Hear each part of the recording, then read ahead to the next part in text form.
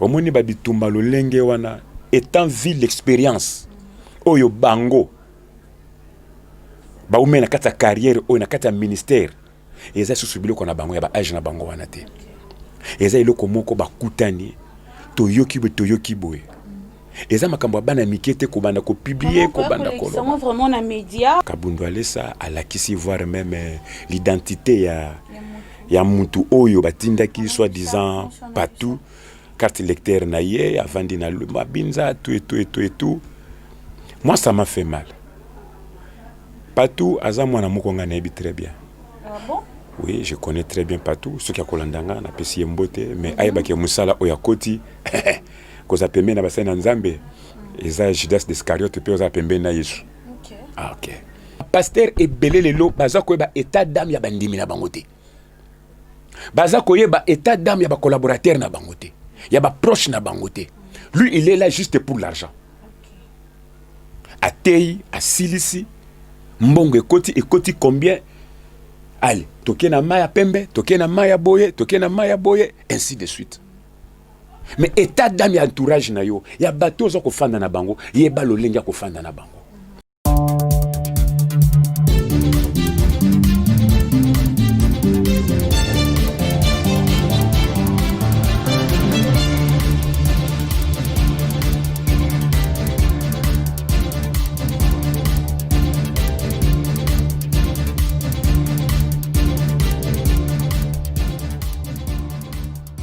Bonjour, bienvenue dans votre émission avec Myriam Koulou, la présentatrice minière de la presse.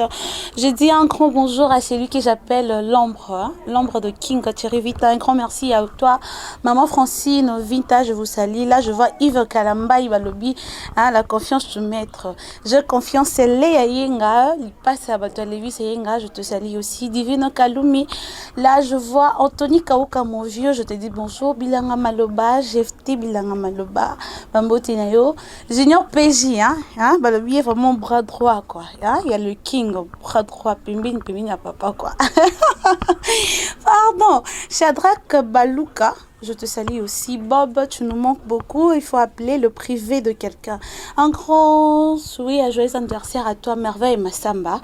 Aujourd'hui, c'est ton jour, happy birthday. Profite bien de ton jour, que les bons te donnent tout ce que ton cœur désire. Désir, non, Zamba Kokisako.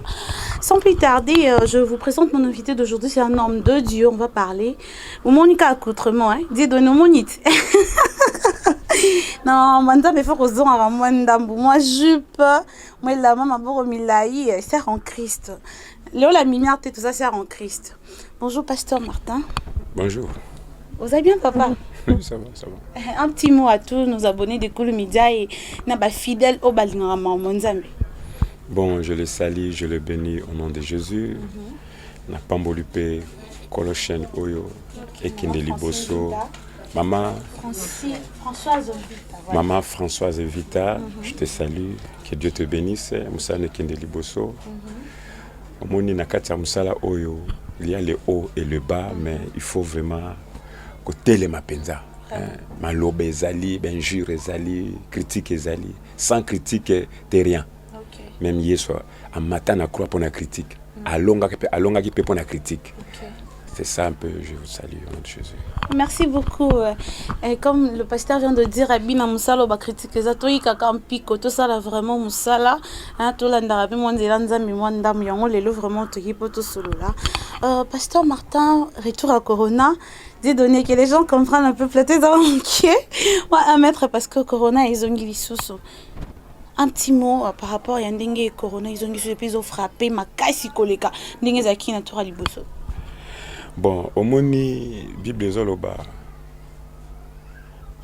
Na mokanda na Matthieu, la Bible nous dit le diable est descendu vers vous, animé d'une très grande colère.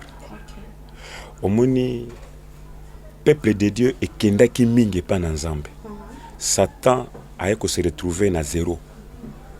Alors, il faut créer Oyaye. Il y a la deuxième phase. Si vous comprenez bien que c'est la deuxième phase, il y a Corona. Alors, il a frappé les sous. Mais nous sommes plus que vainqueurs. Na katina Yesu. Commentaire pendant mingi ya le bezalité, ma bolon kakande na c'est toujours.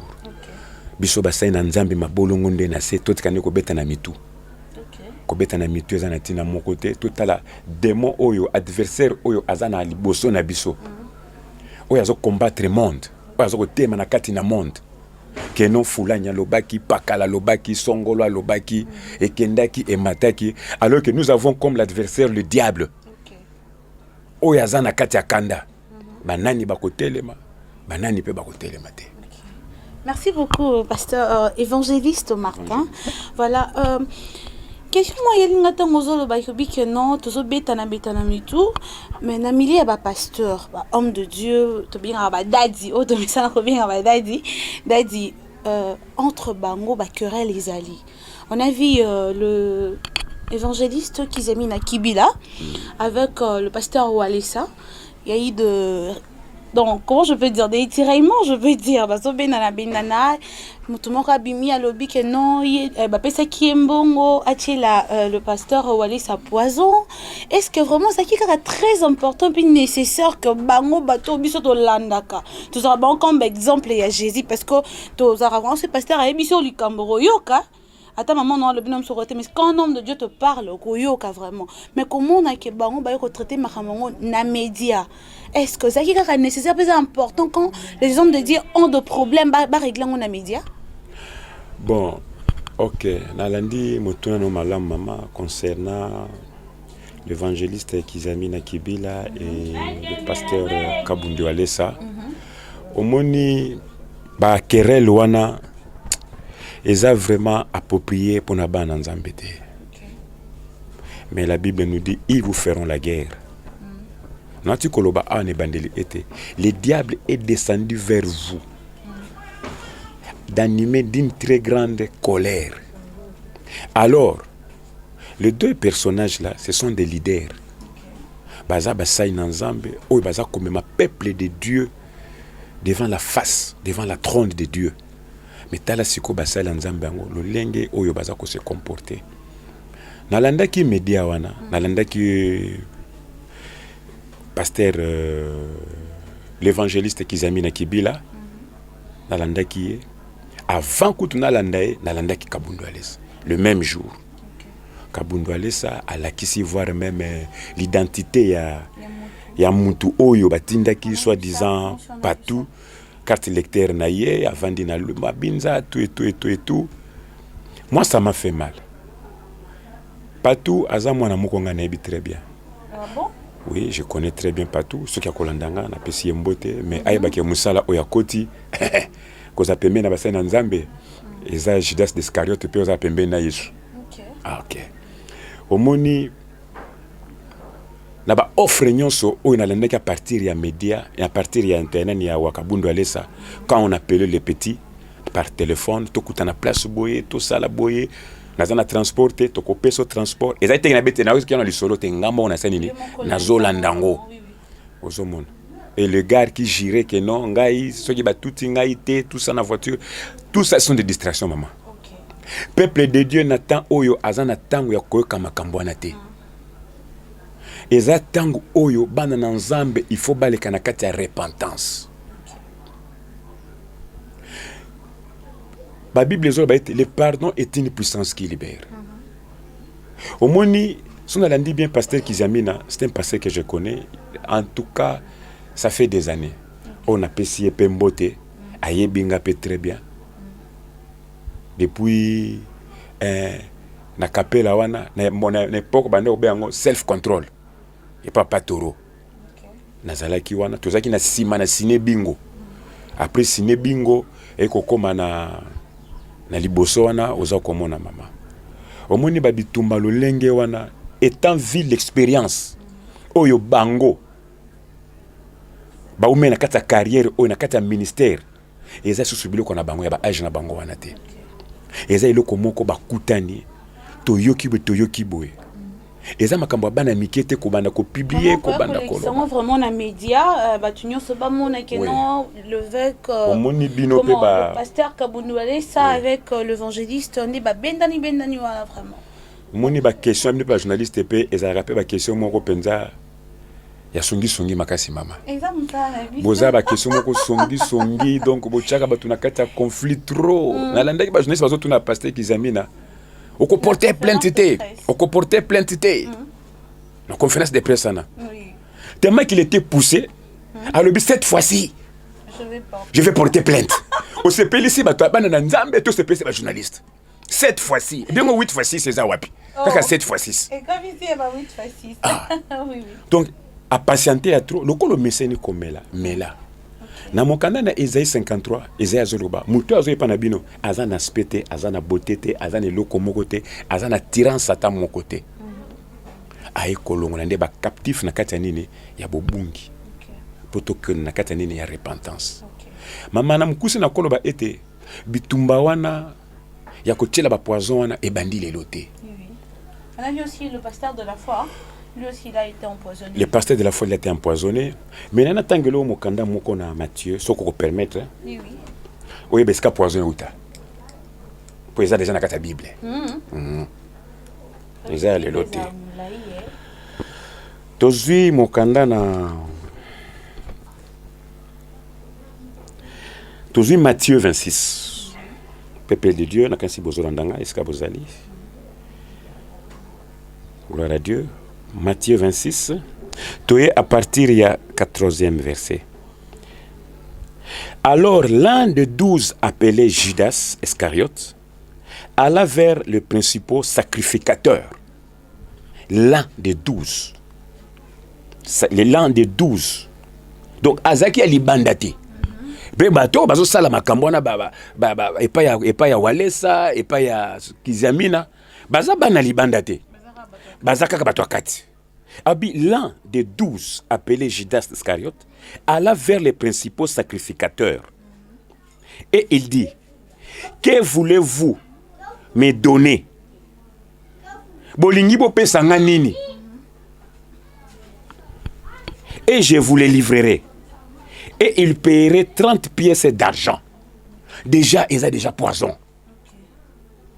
Alobi, boko pesanga nini?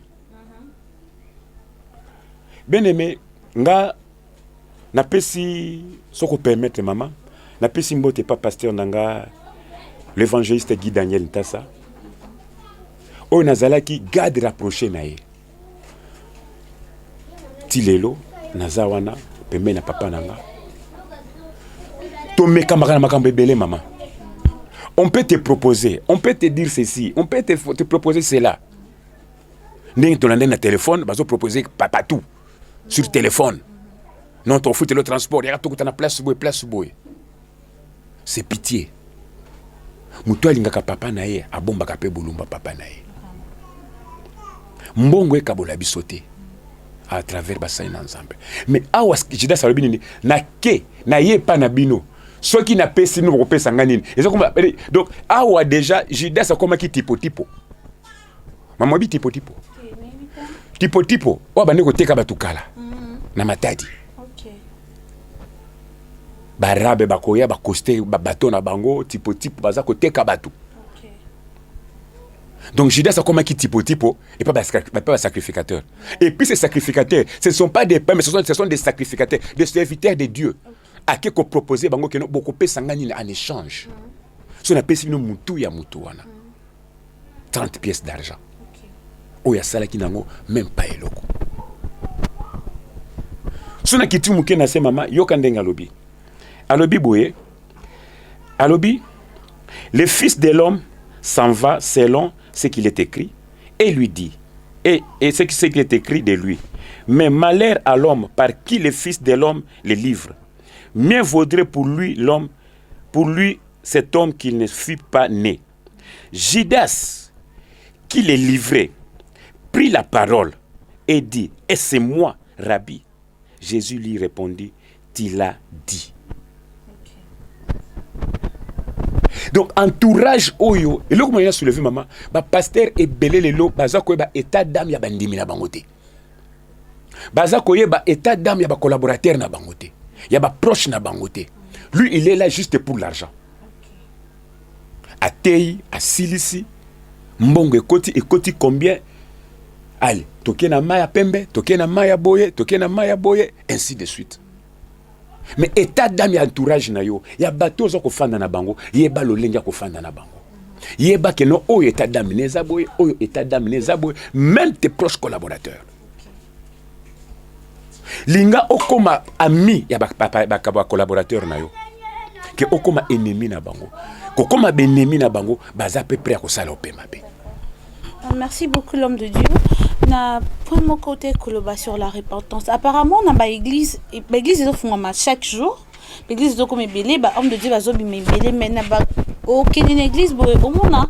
Mais l'église ils ont qui au baté sur la repentance. Apparemment prédication on dirait ba pasteur baté sur yango souti la repentance. Jésus. Maman, omoni na bongami po nini? O toucher point moko oyo lelo oyo na mokanda na apocalypse nzambe azoloba bino basai na nzambe na kobeta bino na ba coup de poing na makofi donc nzambe aza boxeur par des coups de poing on obile ko moka mutu ya si la repentance mais na komona leo na kati na église basai na nzambe aza côté ya si la repentance te point nini tant autokomi nango eza tant moko vraiment critique tozo ke na bakati ba confinement tozo ke na makati ya makambo ebele tala kaka première phase tozaki nango nani oya komaki M-Pesa te na télévision offrande na M-Pesa offrande na boye toutes les numéros pasteur moko aza na 80 numéros pasteur moko aza na 7 numéros ya M-Pesa et komaki tina ba cash né prophétique hein maman cash né prophétique. Donc, à pose au corona, il faut, bonda pona tina cash ne, on a payé ça $10. Pasteur Bele to kota kinzala. Mais nani a qui repentance.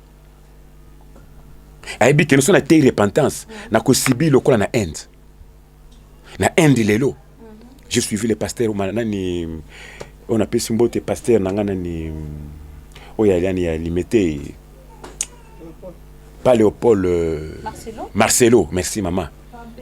Alors bi to bonde apona tina bandeko na biso basali o bazana end o bazo kata bango mitu pour l'évangile ngamona ndaki na ba média na ndaki na internet ba pasteur ba komi ko tumola kata ba bido ba tono ba sid pour nini baza côté repentance repentez-vous pour nini Jean-Baptiste ba kata ke mutu pour la repentance on l'a coupé la tête et si comme maman nango maman pasteur na kati église asa sona posa ya kotala biema mundimité accoutrement za nango besoin te ye posa nani katubianza mama di katubianza mbongo oh my god asa na besoin katubianza OK sera za koya otali accoutrement na ye otali ce qui peut ser corps ce qui peut bonina ko benga nini otali tolo na ye on dirait pas que à se wendre mafuta mais ba lo banza matala mti matala bien monter à non non non non non non non non non on peut moins trop ouais nza matala mti matala accoutrement ya obiye sur l'ambalata zamba yeso alata fin le accoutrement eux ils ont tailleur les aka kalioti liputa boneti dra ogumbi otoboli mutu okotisi okangi ceinture l'essentiel bato basa nini bateya mana loba nini ya nzambe mais il y a le comme contraire même biso basai na nzambe naza côté nazo pesa griffe ya sandale ce qui a sapato yo nazo pesa griffe ya montre nazo pesa griffe ya pantalon nazo pesa griffe ya chemise pasteur ni alataki lokola ngai pasteur ni azaki lokola ngai pasteur ni azaki lokola ngai pasteur ni azaboga lokola ngai ozoma ngosai na nzambe aleki na télévision asache kerli na mutu akalingi suki c'est pas normal ce n'est pas normal maman où est la repentance yo sana côté lo lenge nini yo pasteur na nous premier sapin na kati na église siko bandimba kozaba za manani pour moi na lion ba benga ke lionso parce que moi na pasteur wa benga nani ouais sapin na kati na église il pesa ka sapin. Donc, maman, c'est pour te dire que la repentance, nous devons nous répandre. Okay. Repentons-nous. Okay. Le royaume des cieux est proche. Bible est encore bilembo. Mais bilembo, autre chose comme on a lelo. Bambo et pardon, bambo ko balana. Mi bana mbali ko balana. Basi na basi ko balana.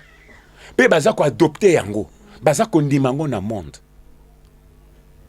non abeta ki eloko oyo personne l'a écouté mutu moko taka ki Noah tanga za ko belela mais abi mais c'est un malade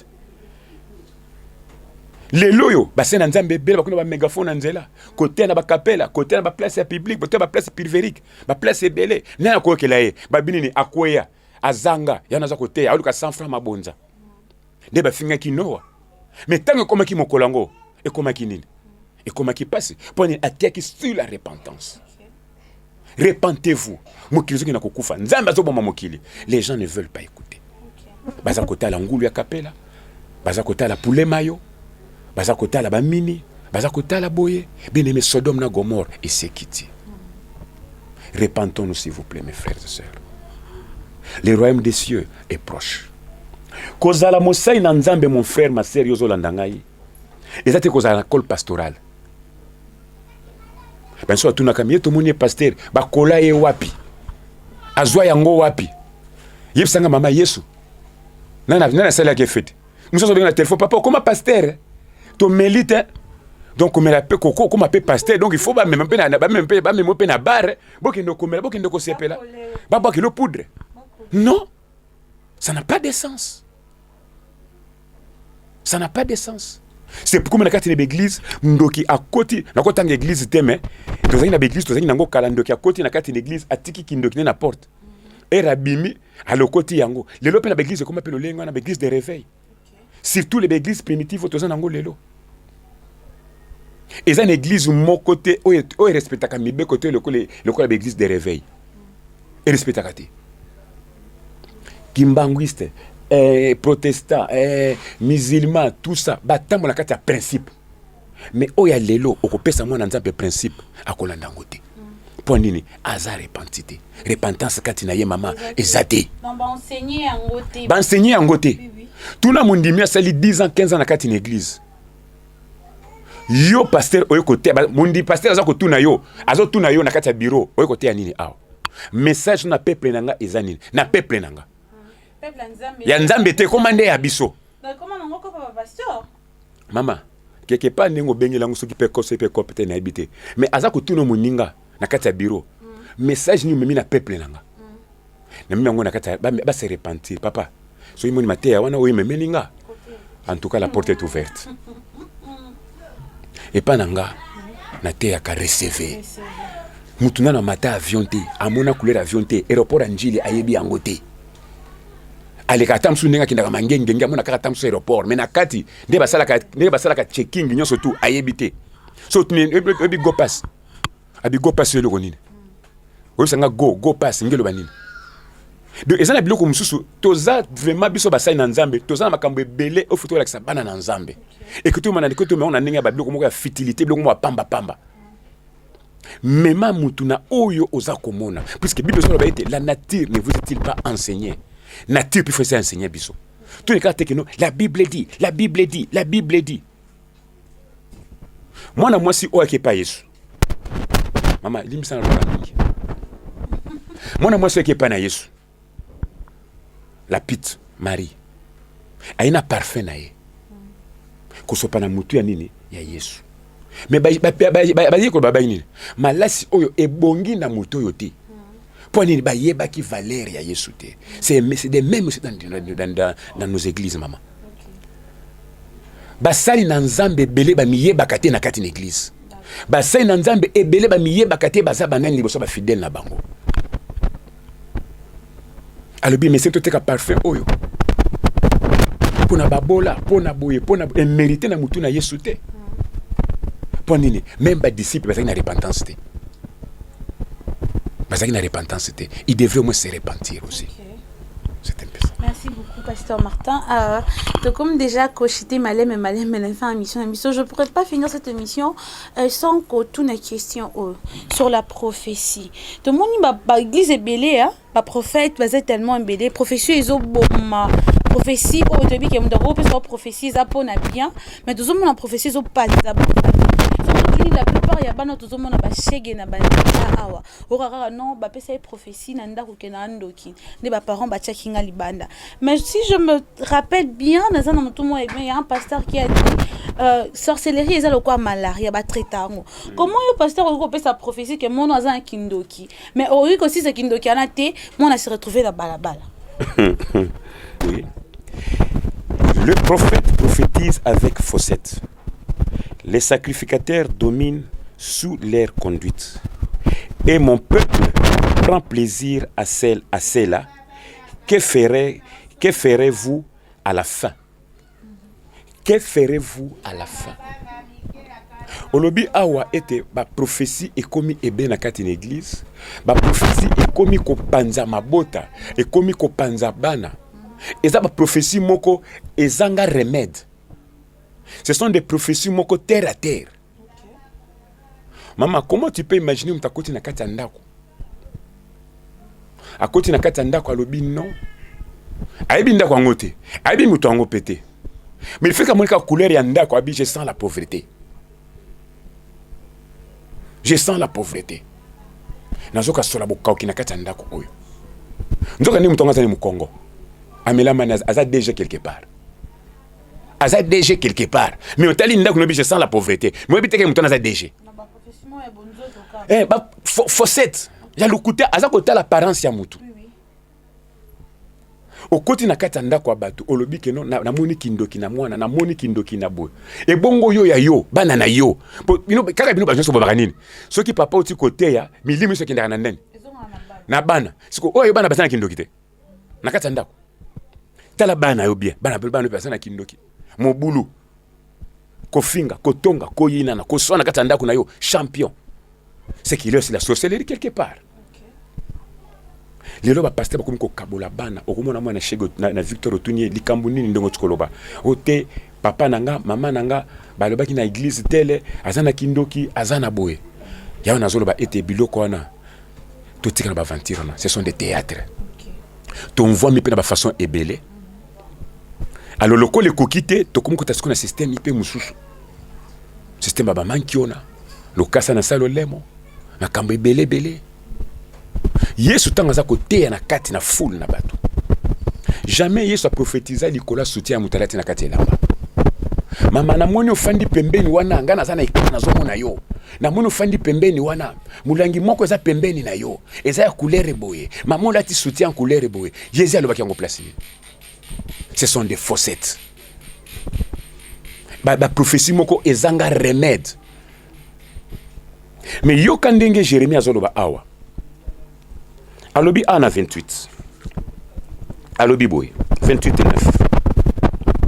Alobi boy. Na mutuno tuni mama pour tozokende ko chiter. Mais si un prophète prophétise la paix, c'est par l'accomplissement de ce qu'il prophétise qu'il sera reconnu comme véritable envoyé de l'Éternel. Mosali nanzambe prophète ya solo baye bake na prophétie o aza koloba na nation. Le ba prophète ebele. Mama obike Géasi azaki pile petit Élysée. Géasi azaki pile petit Élysée. Eza ba pasteur ebele bazana ba Géasi na bango. Oyo ayebi coin na coin ya quartier oyo. Petit moko solisaka bino très bien. Petit moko zané très bien na kati ya quartier. Pour ba sacrificateur ba kanga Yesu, il faut ba utiliser moko ya kati na bango. Pour prophète ayelo ba pe makambu na yo. Oyo yebite. Il faut tamso ko utiliser pe moko na kati ya église na yo. Tamso camarade na yo. Yona mutona bozaka ndenge nini. Non, c'est wana to solaka na ye bien talabwe. Ça ce sont des faussettes yaya. D'accord. Alors tout ça là qui est par profession. Dans l'Ancien Testament, par prophète baza ba voyant. Ba voyant à l'époque, les années 80, tu vas dire mon nakati bazandu. Ozo le kaboya mi mama lakisa loboko. Lakisa loboko. To moni nzela oyo kena na kolofuma oyo kena lufu. Engelo ba keno osala voyage belé. Oyo ko sala boy. Maman, comment tu peux prophétiser sur quelqu'un alors que tu as un masque de vieillesse? À un esprit à blocage. Mais Yesu ayebi sa disciple alubi bokende na mboka wana bokomona mutu moko amemi vase. eh ben vase bango nini kimbeki ya mai bolanda ye place à kokota nde place na ko célébrer nini paki nanga c'est toujours pendant la fête oyo basali na nzambe bakweyisamaka mingi mpona nini mpona katubianse alors nazolancer message oyo yo ndeko nango obengami prophète soki nzambe apesi yo maloba te kolobela oko te tais-toi. Dieu m'a dit, Dieu t'a dit quoi? Dieu m'a montré quoi? Tel bananzambe. Vraie prophétie à solo yango eza Biblia. Mais mamu tunakata repentance. Totika ba bamba ba poison tout ça. Eza leloté. Kayena Abel, c'est pas la jalousie. Dans l'andaki émission moko mama osalaki na l'andaki yango sur internet. Osalaki na frère moko bazo benga ye bilanga maloba. Aloba komi kaka ba musicien na ba musicien. Na ba pasteur, komi kaka jaloux. Okende bo jaloux. Basai na nzambe, baza ko mba jaloux. Bato mokili, bato basai na nzambe bazo mba jaloux. Bato mokili bazo manini jaloux. Donc jalousie est commis partout. C'est le temps de la fin, maman. Et là on a ko senga Kabundu Alessa atika makambo sala wana. Kizamina batika ba théâtre bazo sala wana. Ce sont nos supérieurs na kati ya loba na nzambe. Mais na kati ya musana nzambe pe toza ba collaborateur. Mais tango bengi camarade, akobanga camarade non nani. Alors ça sert absolument à rien. Tote yande liloba na nzambe puisque le royaume des cieux est proche. Totika ba prophétie ya lokuta. Président Mboka Fachi otozo benga Fachi Beton aza ko benga basai na nzambe message bazo ko apporter et le komo ka malonga te. Écoute, dernière question Nanga, seulement tu as parlé Patrick Kaisoya. Mais le président a benga ki ba homme de Dieu va solo là. C'est bien parce que il veut seulement dans toute chose qu'il fait à toujours Maramanzambe, vous voyez? C'est bien. Au moins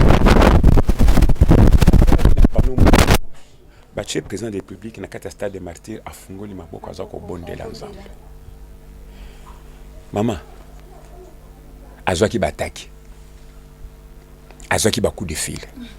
Puisque mondo yo même l'ex-président Mobutu alobango tolanda yango abi s'il s'agit ya ko livrer Zaïre na maboko diable na sanini na ko livrer yango c'est que ces pays a été déjà livré. Okay. Mais tangu Fachi aye aye koloba ete na tiki mboka Congo na maboko na nzambe obi fimba betaki mama obi ataki azwaki mais moi loba ezate obi ba cauchemar azwaki po azamutu furumi na ngumi babanga mokonzi te furumi so bia soya kosoya ngumi so bia kosoya c'est de même avec démon nani atindio loba ndenge wana nani atindio sala boy est-ce que na kati ya bakor to kana kilo lenge wana. Mais ça a été dit. Mais il m'a pas quitté. Et ça va signer temps de la fin. Yemoko a sa conscience. Maman n'a pas soulevé le komoko na question tu retournes. Banda na Genèse. Ti na Malachi. Talaba président ya mboka, ce sont des serviteurs de Dieu. Des rois, ce sont des serviteurs de Dieu. Mais il y a les lots. Ça va te loge. Ou ça va diriger le monde. Pourquoi pas les serviteurs de Dieu? Pas qu'on peut être président. Mais au nom de Jésus, Kaladi. Namboko au Congo, tous un président moko pasteur. Nana ndima qui était dans les États-Unis dans un président noir.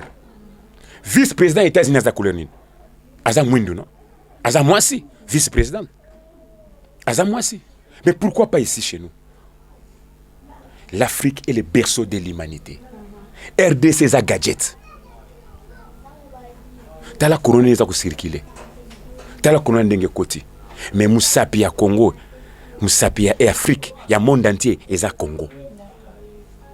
Place l'isasi, soko renverser Afrique et comme revolver.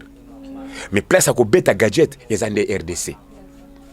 Donc biso tozana un mot à dire. Repentons-nous les serviteurs de Dieu. Merci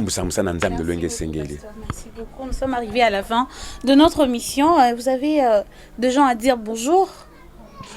ekozanga te mama oyo tobengaka mabanga biso toza na mabanga oyo David amemaki te mpo na Goliath mpo ekende koboma te toza na mabanga oyo efumaka na kati ya repentance me ekoza libanga te me nazopesa nde mbote na basali na Nzambe nyonso ya Congo oyo bazosambela na bosolo oyo batie mbongo liboso te